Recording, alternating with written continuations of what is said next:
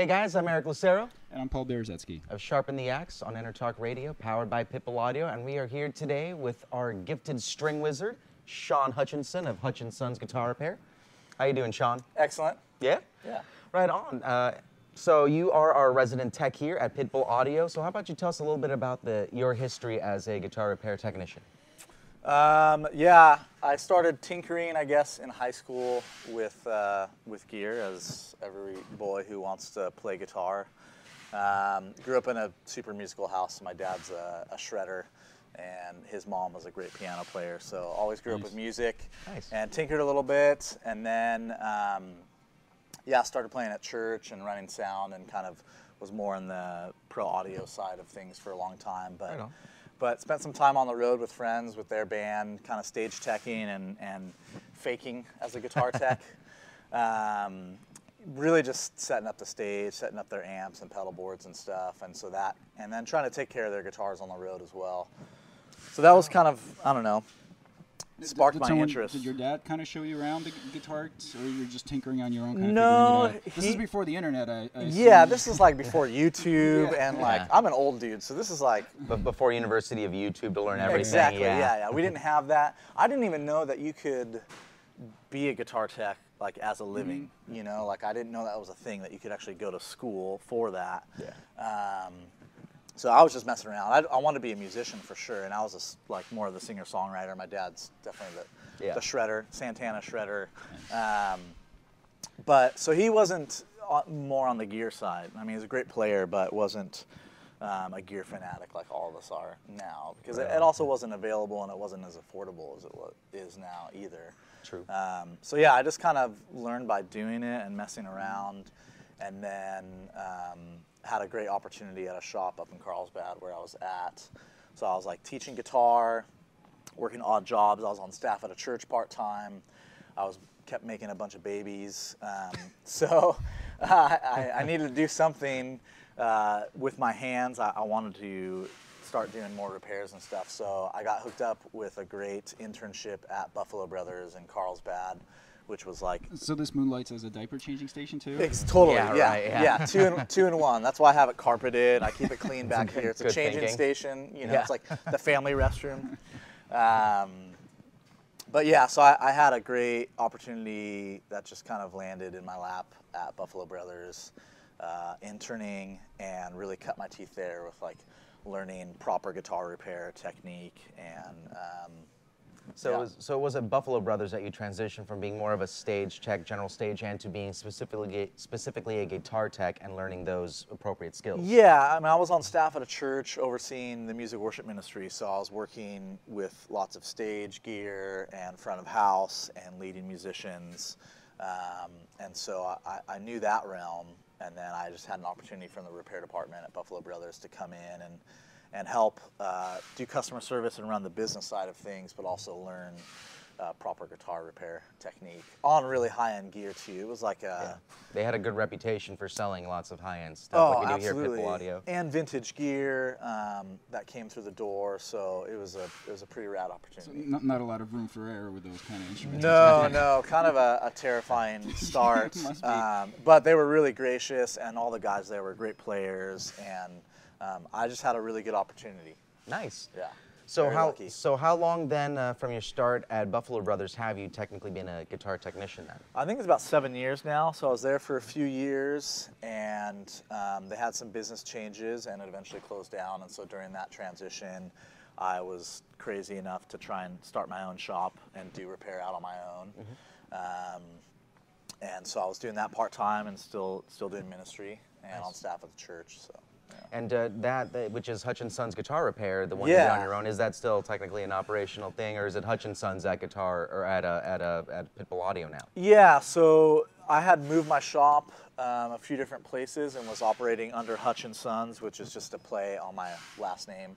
Yeah. So we were trying to come up with a lot of stupid, clever things. I was going to do Strumsky and Hutch, but That was a little too. That's a missed opportunity. Yeah, that was a little too on the nose, maybe. You also would have had to show up to every appointment in an El Torino. That's Yeah, true. And tighter jeans. I don't think I can fit in those 70s jeans. And the Daisy Dukes. You also, can you go across the hood without just tumbling off the other end? Because you have to exit everywhere with a business name like that in that manner. Yeah, that's true. That's true. So we didn't do Strumsky and Hutch, but we ended up with Hutch and Sons, which was great because it was kind of a collaborative thing too, just having, I don't know, a heritage of music and art in our blood. And my dad designed my logo for me and kind of has been very supportive along the way with starting the shop and everything. So yeah, ran Hutchinson's on my own for a few years. And then I met the Pitbull crew when I was on staff at a church here in San Diego, just from needing AV gear whenever we'd have mic cables break or radial DI. I remember we had radial DI go down, and so instead of buying stuff on eBay, I was able to just come down that weekend, pick up a DI, and take it back to the church. So Pitbull was like a huge resource for us and for me personally, and so I met the guys here, built relationship, and then started to pick up and drop off repairs on a weekly basis. And then they had an opportunity for me to come in and kind of build out the shop and bring repairs in-house. Nice. So it was like a good partnership for sure. Yeah. And it's now, I mean, you inspect almost every guitar that comes out of here. Yeah. So every guitar that gets sold and shipped out, I do an inspection on. If it's a guitar that's $800 or above, gets a full setup. Yeah. And just so we can give the listeners at home some idea of the prices that you charge, like say for basic intonations and setups, what are some of the general price ranges for your services? Yeah, so I'm not only just working on the guitars in-house and make sure they're playing the best that they can be before they ship out, because they don't always come that way from the factory. Right, a lot of them have had a lot of travel. Yeah, so they don't show up playing great all the time, but we make sure they are playing great, and we have a lot of happy customers that way, and it's a great service that we're able to provide for people when they're buying an instrument, especially when you're spending thousands of dollars on an instrument. You want it to show up the best that it can. Absolutely, So yes. if you want to kind of dive into the details a little bit, so I buy a guitar, and I wish this is something I known when I was younger.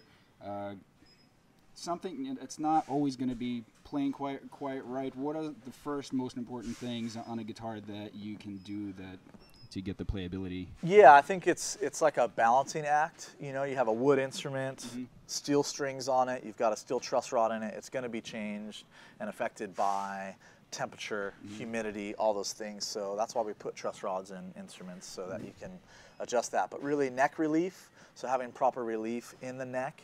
If it's too straight, it's going to buzz everywhere. If it has back bow, like, you're not going to get any clear notes. If there's too much relief, it's going to be really stiff and uncomfortable, and then your upper registers is going to be impossible to play. So you put in proper relief in the neck, having proper nut slots, so your deflection at the first fret is where it needs to be. Too low, you're going to buzz open. Yeah. Too high, it's going to be really stiff on those cowboy chords.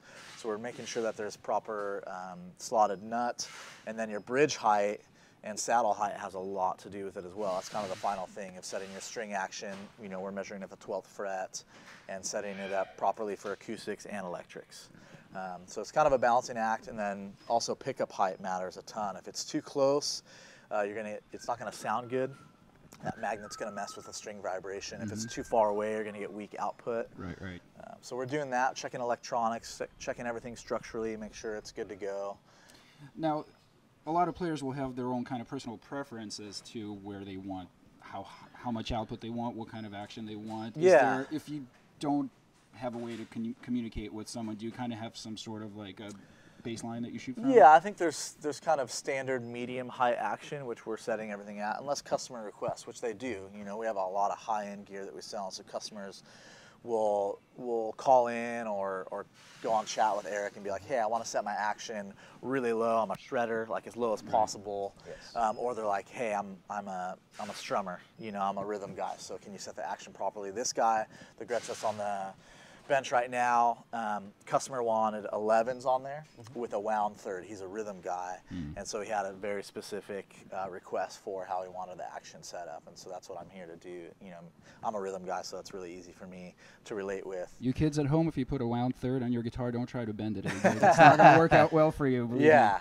Or I had a buddy of mine recently buy a Sewer Classic Pro, and he wanted to play slide as well. And so we just raised the action up a little bit higher than normal so they can get the slide on there without hitting the frets or having it, you know, getting too sizzly on them. This brings up a good point, though, that you know, you're not going to psychically guess what everyone wants. So when people purchase a guitar and want a specific setup, well, they should always name the what strings they want and the gauge, etc. Yeah, for sure. Which, on another note, they do have to pay extra for if you want a different string gauge Yeah, on there. yeah. But what else do you like to hear from the customer of how they want their action set? What details do you want to hear? Yeah, tuning is a big thing. You know, guys that are doing drop tuning, that's going to change relief in the neck. That's going to change how you set the action. You can't go too low if you're going to do drop C. Yeah, yeah. And everyone's request is like, I want it to play as low as possible without buzzing. And it's like, well, of course you do. That old Venn diagram thing, you can't have all three in that meeting place Yeah, there. exactly. Yeah. And then playing style is a big thing. Setups are very personal. So buying a guitar online, we offer a service that not a lot of guitar companies do. And so you can request how you want your guitar set up when you've just spent $3,000 on a PRS, Yeah. or a Sewer, or a Tom Anderson, you know, or a custom G&L, or a beautiful Gretsch. And then also through the store, I think you were asking about that earlier, like we provide full repair services through the store as well. Yes. Very few things that we're not set up to do here, but everything from refrets, structural repairs, electronics repairs, we can do all that here.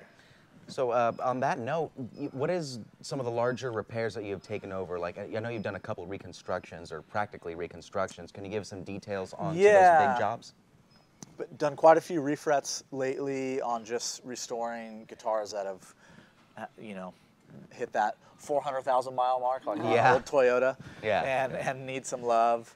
Right now I'm working on a 1940s Martin 0017, which I have a buddy of mine at Taylor Guitars has helped me do the neck reset on it, and then we're going to do full refret, new nut, new saddle, kind of get it back up to playing like a beautiful instrument that it is. So not only having the vintage mojo, but actually being a player as well. Had an old Gretsch New Yorker come through, an arch top. I remember that one on the bench. That was great. Yeah. That was kind of passed down through the family and was missing some original parts, and so we were able to track down a bridge that was close enough to the original specs and do a fret level on it, get it playing, make a new nut for it. Again, getting it back up to playing. Any kind of heartbreak stories where something you couldn't save? No, not here. I mean, at the other shops that I've worked at, definitely seen some girlfriend guitars as they're called, which just you try and stay out of that drama. But you do see them show up where they've been destroyed in fits of passion and rage. And nothing you can do, huh? Sometimes there's nothing you can do, or sometimes it's not worth it unless it's like a real sentimental. I did see a girlfriend guitar with a Gretsch White Falcon that we were able to restore. Oh, really? The repair shop at Buffalo Brothers, yeah. Nice. But it was I think it was a $1,500 bill on that guy. Wow. But it's a $3,500 guitar, so it's. To bring it back to playing condition, a White Falcon is kind of worth it. So yeah, it's definitely worth it. So luckily, I haven't seen any girlfriend guitars through here, so I've been able to kind of repair and bring things back to life as I see them. Nice. Well, that's why you're the string wizard, necromancer of sorts. I try to be the best that I can. Yeah. So there are limitations, though, to what you can do. So what can you not do in here if someone is looking for, say, a refinish? I know you can't do that in here because of space. We're not really set up for refinish. California laws are pretty strict, and we just don't have the space. You know, we're trying to build this out as much as we can, and Pitbull Audio is like crushing it right now, and they're just growing so much that we have so much inventory in here, it's hard to make room. Yeah, this is really a tightly packed warehouse. Yeah, we're bursting out the seams, which is a great problem, and just bringing on more staff, and it's a great company, so we're just super busy right now. So I'm trying to expand the space as much as we can, but we're not set up for finish repair, and we're not really set up for the big neck resets or the restorations like that. We just don't have the space or really the capacity to do that. So I bring in some techs from outside that I trust and know and are really experienced, especially with the vintage gear. Yeah. Then that our customers can trust their hands. Yeah, absolutely. Yeah, absolutely. Right on. So you are also a player yourself, of course. Why don't you tell me about your own home personal rig? Yeah. So, yeah, I try and keep up with the gear snobs of our day. all those hashtag gear nerds out there. Gear talk. Gear talk, gear shots, gear ABC, whatever you want to call it. Yeah, I have been very fortunate to kind of build up a good rig over the last 10 years of just doing the buying and selling. That's what you got to do. And reverb.com definitely helps with that. Like, thank you, Reverb. So mainly a singer-songwriter, so I've been playing acoustic most of my life and kind of focused on that. So I've got a Taylor GS7 that I was able to score used. Nice. And put a K&K pickup in that, the Pure Mini pickup, which I absolutely love. Just a little more woody, folky tone. And then electric rig, I've got a custom G&L that I ordered, a ASAP Blues Boy. That's right. That I absolutely love and got that this past year. I've got, for my amp, electric amp, I'm running a Bad Cat Cub 3 that I scored on Reverb. And we're a Bad Cat dealer as well, so we have them here now. But I was able to get this pre-production model that was made for Young the Giant, which was a pretty cool story that I snagged on Reverb and didn't even know it. I've got to play through that amp. That is a beautiful, beautiful sound. Yeah, I Bad think Cat. it's definitely my favorite amp that I've owned. And then I've got a good little pedal board set up with a Salvage Custom pedal board. And then I've got some Strymon, JHS, Electro Harmonics, Matthews Effects on there. All the good guys. So you are a choice gear player as well as a choice gear repair technician. I try to be. Yeah. I try to be. So this Gretsch here, is it pretty much done, or are you still working on it? No, I think it's pretty much done. I'm going to check the relief one last time now that I've put the 11s on it. Wanted to let it kind of settle in, and then I'll put the truss rod cover back on, which I am infamously known for not putting truss rod covers back on, and so I have customers call me and be like, Because you forget? "Hey, dude, guitar's awesome. Where's my truss rod cover?" I'm so sorry. I will mail that out to you immediately. Somewhere lost on the bench over here. Yeah. Well, I have it in the little tray, so there's one over there that I have for another customer that I need to mail to them. So I own it. I'm sorry. I repent. So remove it and keep it at home maybe before we send it out to you. Yeah. Nice. I actually keep mine off of my Taylor. Oh, really? Like, Oh, I don't even right. put it Yeah, on I've there seen it on because, I don't know. You're going to take it off at some point anyway and lose it. So. Totally. I'm always tinkering with it. I have my measurement exactly where I want it to be, and so I'm always checking the action on there and adjusting the neck. So. Well, if folks want to come in here and meet you and get to know you before they give you their instrument, what days are you here at Pitbull Audio? I'm here Monday through Friday from 10 to 6. There you And love having people in. I love talking in person. You're welcome to come back and check out the shop and hang out. And you know, we're becoming quite the guitar shop, so we love guys coming in making noise. We have a great pedal selection, great amp selection. Guitars are phenomenal here. Just such a diverse array and plethora of high-end instruments. Yeah. So we love it here. We have fun. We like to make noise. We do. We do like to make a whole lot of noise in that front room where Yeah. you can go test out your freshly repaired gear through a pedal you've been thinking of buying, through an Yeah. amp that you hopefully will be able to buy as well, actually. Absolutely. So anything else you want to tell your prospective customers and listeners of Sharpen the Axe? No, thank you for your time. Power of the beard tone. Yeah. Come on in and visit our string wizard, Sean Hutchinson, Monday through Friday, 10 a.m. to 6 p.m. Thank you very much for joining us. Thanks for having me. Thanks, man. Right on. I'm Eric Lucero And I'm Paul Berezetsky. of Sharpen the Axe on Enter Talk Radio, powered by Pitbull Audio. Thank you very much for joining us, guys.